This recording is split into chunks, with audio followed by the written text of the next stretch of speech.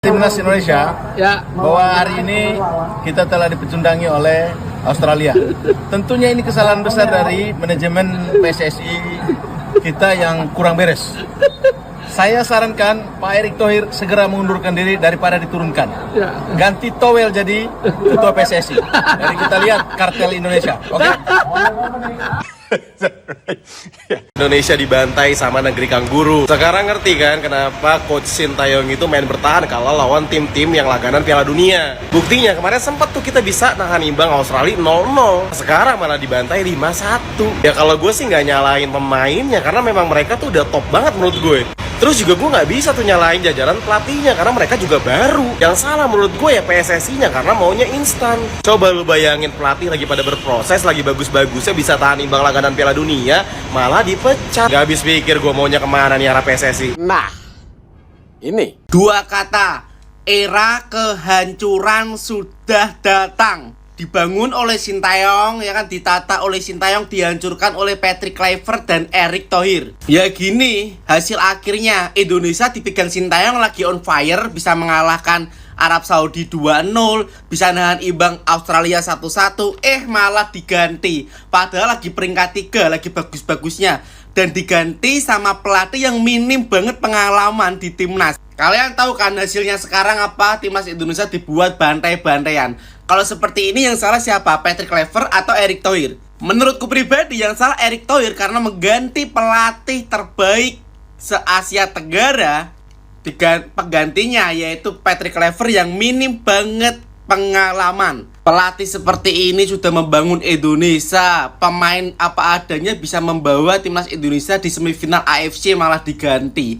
Hasilnya seperti ini sangat-sangat mengecewakan. Pertandingan kali ini berantakan. Guys, lihat nih, 5-1 kita kebantai. Makan tuh Total Football. Makannya tahu diri, udah tahu kualitas pemain kita memang cocoknya pakai strategi STY, bertahan dengan kuat dan menyerang untuk menghabisi lawan. Ini main Total Football, lu lihat 5-1. Ngapain ganti pelatih kalau kayak gini? Hah? Bener-bener kecewa gua. Udah gak ada proses-proses karena STY lu berhenti di tengah jalan, men. Aduh, sakit mata gue nontonnya.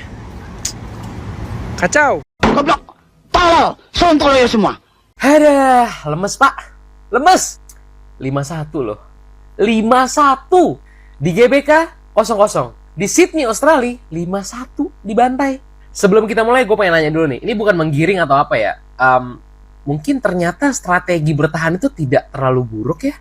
Terutama melawan tim sekelas Australia. Strategi bertahan bukanlah strategi yang buruk sih menurut gue. Halftime timnas Indonesia udah ketinggalan 3-0 atas Australia guys. Momentum timnas kita benar-benar hilang setelah Kevin Dix gagal mengkonversikan penalti. Ini pertandingan benar-benar kita diajak terbang tinggi terus jatuh sejatuh-jatuhnya guys.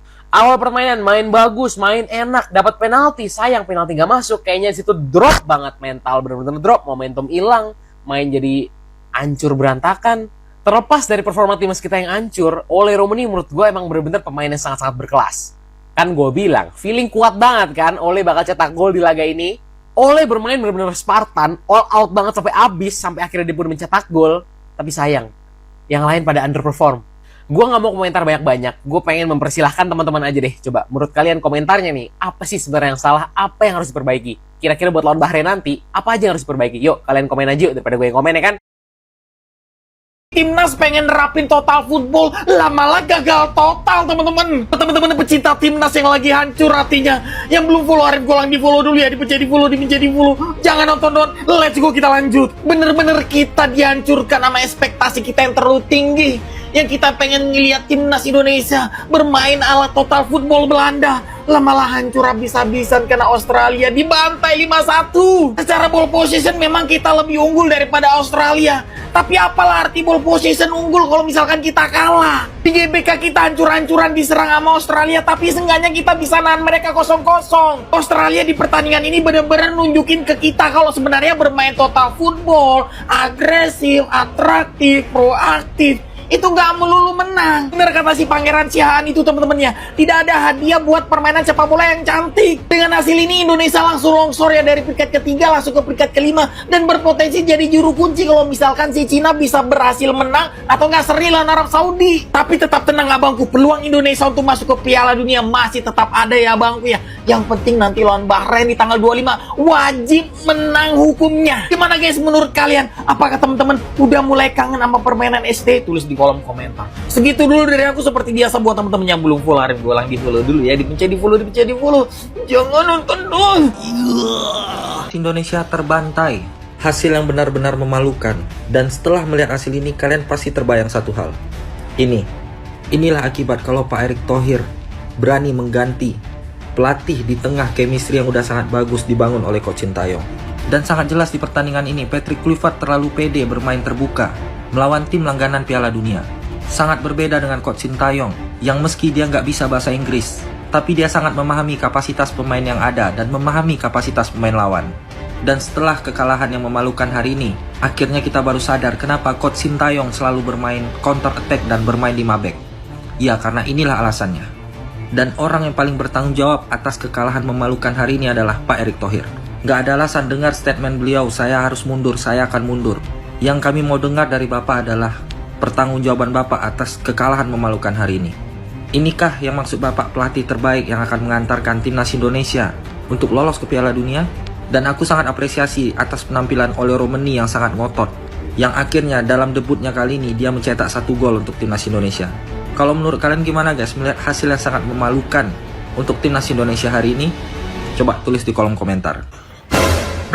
Ini nih kalau misalnya nanti Indonesia lawan Bahrain sampai kalah dan gua kan nonton di GBK ya, gua bakalan teriak kayak Sintayong, Sintayong, Sintayong. Gua nggak akan teriak Patrick, apaan anjir 5-1. Udah squad yang paling oke, tambahan pemain banyak, masih 5-1. Parah sih, kalau kalah pun 1-0 kek, bukan 5-1 anjir. Kesel gua. Nah, awas aja nih kalau misalnya nanti tanggal 25 gua nonton di GBK Indonesia Bahrain sampai kalah lagi nih. Gua mau teriak Sintayong, Sintayong, Sintayong. Yeay! Ini gua langsung dari GBK ya, ini masih rame banget di sini. Lu udah pada lihat juga 2 kali golnya itu dari crossing corner ya. Nanti untuk review yang lebih proper mungkin malaman atau besok. Tapi ada satu fun fact yang mau gue kasih tahu kalian, boy. Mungkin lu yang datang di nobar di sini atau lu nobar dimanapun. Di sini ketika kameramen nyorot Kluivert, itu supporter tuh nyorakin kayak Kluivert, Ya berarti dengan hasil 5-1 ini ya berarti gue yakin 99% ya penonton timnas itu masih belum bisa menerima kehadiran seorang Kluivert. Ini gue nggak bohong ya boy, lu boleh tanya orang-orang yang datang nobar yang beneran dukung timnas, bukan bujar-bujar 700, oke? Nih lu tanya temen gue nih kalau nggak percaya nih. Gimana tanggapan lu sama permainan Kluivert? Aduh, berantakan defense-nya. Kalau lu gimana Dar? Parah cok, bener-bener disorakin terus sama penonton di sini cok. Jadi bukan gue yang nggak bisa move on dari Sintayong, tapi emang hasil kita jauh banget dari harapan ya. So menurut kalian gimana boy terkait dengan hasil dari timnas kita yang kocak ini? Tulis di bawah ya. Terima kasih banyak pada follow tapi timnas selanjutnya. Bye. Setuju dah. Hasil yang buruk, Indonesia terbantai. Indonesia kalah 5-1 oleh Australia. Indonesia terbantai 5-1 dan hanya bisa membalas lewat gol oleh Romeni. 1 gol tapi gol yang cantik, dingin. Dari hasil yang buruk ini kita bisa melihat ada peluang kita punya striker baru yang keren dari sosok Ole Romeni. Ole Romeni bermain cukup impresif dari menit pertama, membuka ruang di kanan, di kiri, membuat dribble, membuat tusukan-tusukan ke kotak penalti. Wajar sekali Ole Romeni menjadi pemain timnas Indonesia yang terbaik bermainnya pada sore kali ini. Bahkan menurut SofaScore, Ole Romeni dapat rating hijau guys, 8.0. Dan rata-ratanya hanya 6,4 pemain timnas Indonesia. Yang sangat disoroti adalah kemampuan kita mengantisipasi bola-bola mati. 2 gol Australia dari corner, kita tidak bisa menggagalkannya. Begitu juga dengan memanfaatkan bola-bola mati, free kick, corner, tidak ada satupun yang berbuah gol. Padahal kita juga memiliki banyak peluang. Terlepas dari itu, lini tengah, lini belakang kali ini kurang sekali guys. Lini depan hanya Ole yang bisa dibilang bermain cukup impresif. Menurut kalian, apa yang perlu diperbaiki untuk pertandingan nanti melawan Bahrain? Nanti pas lawan Bahrain jangan kayak gini. Masalahnya gua nonton ke GBK, kalau misalkan sampai kalah, aduh gua nggak mau sakit hati. Menurut gua ya, ini opini gua, mungkin opini kalian berbeda-beda ya. Kita itu tadi kehilangan mental kita itu down ketika sudah ketinggalan 2-0. Ya, kita punya kesempatan pertama tuh nendang penalti tapi gagal dimanfaatin sama Kevin Dix. Waktu kita dapat penalti itu semangatnya membara, entah itu dari penonton, entah itu dari para pemain. Ternyata gagal dimanfaatin sama Kevin Dix, dan ternyata kita digolin pertama oleh Australia lewat penalti, dan gak lama kemudian gol lagi ya. Gara-gara apa? Ya karena kita main press terus ya, akhirnya keluar dari posisi, backnya pada maju, diumpan lambung, selesai. Martin Pas gak bisa save. Udah deh, dari situ menurut gua permainan kita mulai kacau. Padahal di awal-awal laga itu kita menguasai pertandingan, bagus mainnya. Bener, pas udah 2-0 udah deh. Pas half time 3-0 udah, gua udah nggak nonton lagi. Gua langsung ngabuburit, langsung beli takjil ya. Pas balik dari beli takjil, abis balik dari ngabuburit, apa yang gua lihat? 5-1. Semoga lawan Bahrain, please ini mah. Ayo bangkit ya, gua nonton kalian ya. Gua ke GBK ini pertama kalinya gua nyetadion seumur hidup gua ya. Jadi tolong, aku pengen dapat kesan yang baik dari timnas Indonesia. Let's go Garuda. Vamos. Oh cool. Sorry banget Nathan Choaon tuh badut. Anjir, hari ini badut banget, Cok. Penalti Australia itu gara-gara siapa? Gara-gara Nathan, anjir. Itu ngapa? Lu nge-marking pemain Aussie, tangan lu main pegang. Tuh, 1. Gol kedua kesalahan Tom Haye.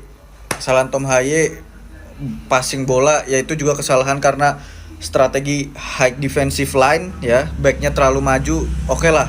Gol ketiga Nathan cuma jalan kaki doang. Jackson Irvine passing ke kanan, tarik cutback ke tengah, di shoot Martin Pas aja udah ngeblok. Lu tahu ngapa? Si Nathan ngapa? Cuma ngeliatin kosong. Gara-gara siapa? Pemain yang udah nggak main 8 bulan di klubnya. Ini Coach Patrick ngapa dah? Bilang sendiri katanya parameter pemain yang dia panggil ada berdasarkan match fitness. Nathan udah nggak main 8 bulan, lu panggil, lu mainin starting. Tai. Jujur gue bingung, kenapa di era STY dengan kedalaman skuad yang mungkin tidak semewah sekarang, timnas kita pada saat melawan Australia itu mainnya jauh lebih bagus dan lebih enak banget ditonton dibandingkan pada saat Patrick Kluivert saat ini memimpin. Oke, pelatih kita ini memang masih baru pertama kali melatih timnas kita. Mungkin chemistry-nya belum dapat, tapi dengan kedalaman skuad yang ada, seharusnya mungkin tidak sampai babak belur 5-1 di kandang Australia. Dengan hasil ini timnas kita memang masih punya kans untuk bisa lolos ke putaran Piala Dunia selanjutnya. Walaupun langkahnya memang nggak gampang, cukup berat memang, tapi nggak ada yang nggak mungkin. Kita doain timnas kita mampu bangkit. Jujur gue seneng banget sama striker baru kita, Ole Romeni, yang mainnya bagus banget. Ini bener-bener striker yang kita butuhin. Kualitasnya bener-bener sangat pas untuk timnas kita di masa yang akan datang. Gimana nih menurut kalian, tanggapan kalian tentang kekalahan timnas kita pada hari ini? Coba kalian tulis di kolom komentar. Dadah.